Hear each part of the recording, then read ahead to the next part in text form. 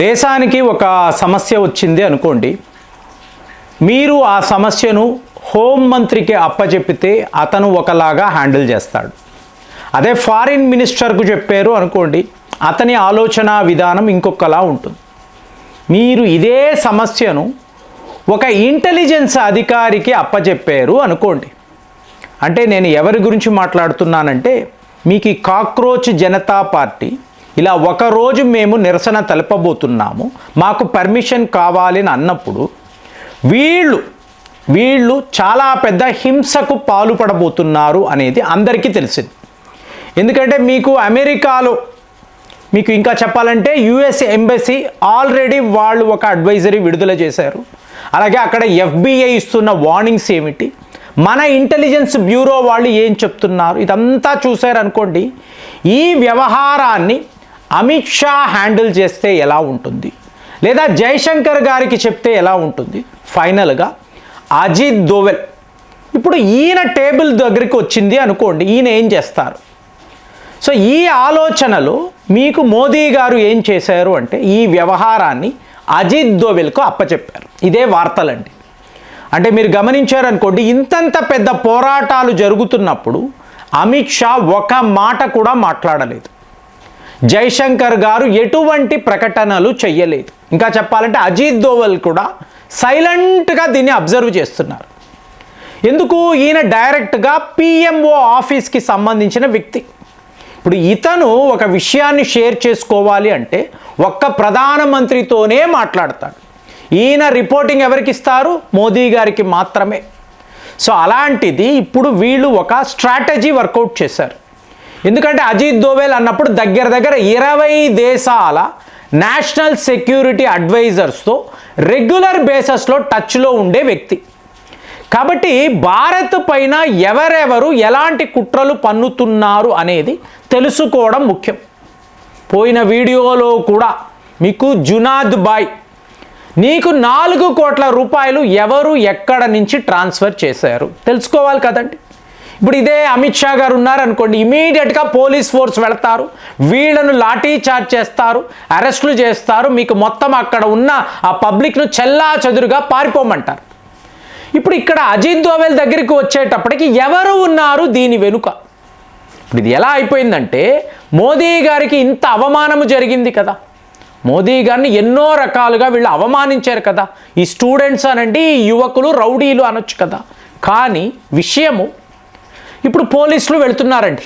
ఉత్తరప్రదేశ్లో ఒక పలానా ప్రాంతానికి వెళ్ళి ఒక నేరగాడిని పట్టుకుంటున్నారు. పట్టుకున్నప్పుడు వాళ్ళ పేరెంట్స్ అడుగుతారు కదా, లోకల్గా ఉండే బస్తీ వాసులు, ఎందుకండి వచ్చారు, మా పిల్లాడిని ఎందుకు అరెస్ట్ చేస్తున్నారంటే వీళ్ళు వీడియో చూపిస్తున్నారు. మీ వాడేనా? చూడండి మోదీ గారిని ఎలా తిడుతున్నాడంటే, ఆ బస్తీలో ఉండే పెద్దవాళ్ళు ఈ పిల్లాడిని ఇష్టానుసారం కొడుతున్నారు. నీకు అవసరమారా? ఒక దేశ ప్రధానమంత్రి అతన్ని నువ్వు ఇష్టం వచ్చినట్టు మాట్లాడతావా అని వీళ్ళు కొట్టడం అంటే, తల్లిదండ్రులు లోకల్గా ఉండే పెద్దవాళ్ళు వాళ్ళే ఈ పిల్లలను కొడుతున్నారండి, ఈ నేరగాళ్లను కొడుతున్నారు. ఇప్పుడు ఈ అమ్మాయిలు చూశారు కదా, అమ్మా నాన్న వాయిస్తున్నారు, నిన్నెవడక్కడికి వెళ్ళమన్నాడు. ఇదా నువ్వు మాట్లాడేది? నీకు తెలియదా అసలు దేశములో ఏం జరుగుతుంది? నీకు తెలియదా? వాయించి పడేస్తున్నారు. సో ఇది ఫస్ట్ డెవలప్మెంట్. అంటే అజిత్ దోవెల్ మీకు మోదీ గారికి ఇక్కడ యూపీలో, ఢిల్లీలో ఎలాంటి సపోర్ట్ ఉంది, ప్రజలు ఆదరిస్తున్నారా, క్లియర్. ఇక నెక్స్ట్ లెవెల్లో మీరు చూసారనుకోండి, సౌరవ్ దాస్. సో వీడు స్పోక్స్ పర్సన్ అండి, కాక్రోచ్ జనతా పార్టీ యొక్క స్పోక్స్ పర్సన్. వీడు ఒక స్టేట్మెంట్ ఇచ్చాడు. ఇందులో ఏమన్నాడంటే, JP నడ్డాకి నాకు మధ్య ఒక అగ్రిమెంటు కుదిరింది, ఈ మొత్తము కూడా FIRలు వెనక్కి తీసేసుకుంటామని ఆయన నాకు ప్రామిస్ చేశాడు. కాబట్టి మా విద్యార్థుల మీద పోలీసులు ఏమీ చేయలేరు, ఎటువంటి కేసులు FIRలు వీళ్ళు మోపలేరు స్టేట్మెంట్ ఇచ్చాడు కదా.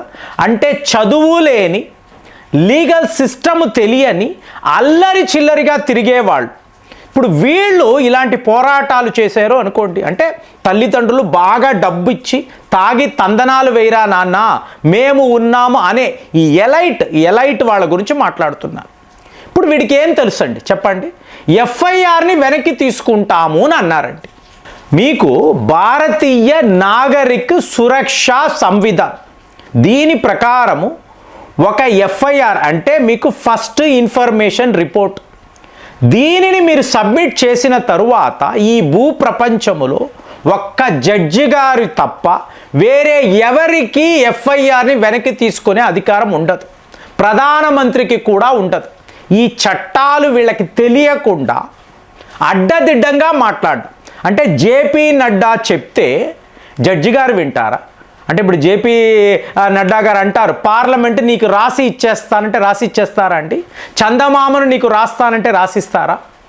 ఆయన మనిషే కదా, సో అతనికి ఒక లిమిట్ ఉంటుంది కదా, లా ఆఫ్ ద ల్యాండ్ అతనికి తెలిసి ఉండాలి కదా. అన్నాడు ఆయన అన్నారు కాబట్టి జరగాలి అంటే ఈ హైకోర్టులు సుప్రీంకోర్టులు ఎందుకు, ఈ న్యాయస్థానాలు ఎందుకండి? సో సమస్య లేదు. ఇప్పుడు మీకు తెలుసో లేదో లక్నోలో ఒక బ్లాస్ట్ జరిగిందండి. జరిగినప్పుడు అఖిలేష్ యాదవ్ ఈయన కోర్టుకు వెళ్ళాడు. పలానా వాళ్ళు నేరగాళ్ళు అన్నారండి, కాదు కాబట్టి నేను మొత్తం కేసులు వెనక్కి తీసుకుంటున్నాను అని అన్నాడు ఆయన. అప్పుడు జడ్జి గారు ఏమన్నారో తెలుసా అండి? అంటే ఇవాళ వస్తావు, ఈ కేసులంతా కూడా నేను వెనక్కి తీసుకుంటాను అంటావు, సో నీ ఇష్టం.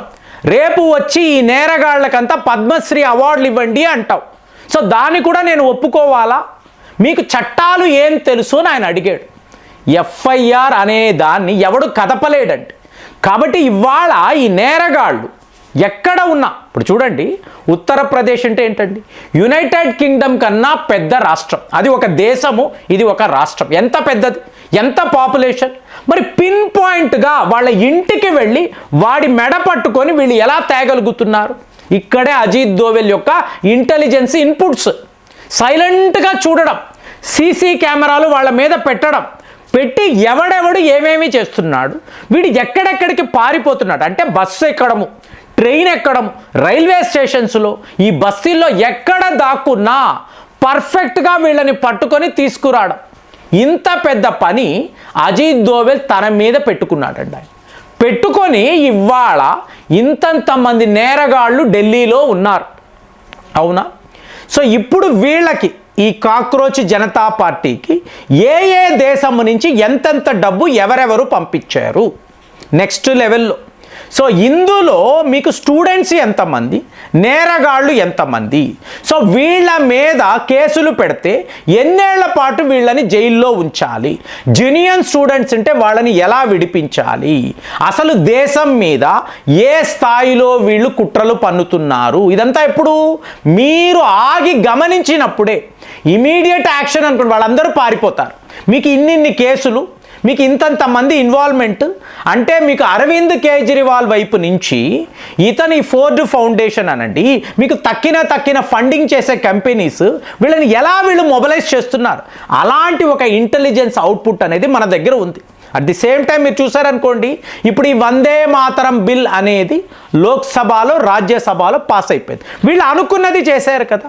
నెక్స్ట్ లెవెల్లో చూసారనుకోండి, ఈ anti paper leak bill, amendment bill, దీనిని కూడా వీళ్ళు పాస్ చేసేసారు కదా, మీకు లోక్సభలో పాస్ అయిపోయింది కదా. అంటే అనుకున్నది అనుకున్నట్టు చెయ్యడము, అట్ ది సేమ్ టైం జాతీయ రక్షణ, నేషనల్ సెక్యూరిటీ అన్నప్పుడు ఎవడెవడు ఎక్కడెక్కడ ఉండి ఏమేమి చేస్తున్నాడు టోటల్గా ఇవాళ అజిత్ దోవెల్ వద్ద ఒక రిపోర్ట్ ఉంది. కాబట్టి అంటున్నాను, అమిత్ షా దీన్ని హ్యాండిల్ చేస్తే ఎలా ఉంటుంది, అదే అజిత్ దోవెల్ ఈ కేసుని హ్యాండిల్ చేస్తే, అంటే ఈ పోరాటాన్ని హ్యాండిల్ చేస్తే ఎలాంటి వాల్యుబుల్ ఇన్ఫర్మేషన్ మన వద్ద ఉంటుంది. ఆలోచించి కామెంట్స్లో రాయండి. మళ్ళీ వచ్చే వీడియోలో కలుద్దాం.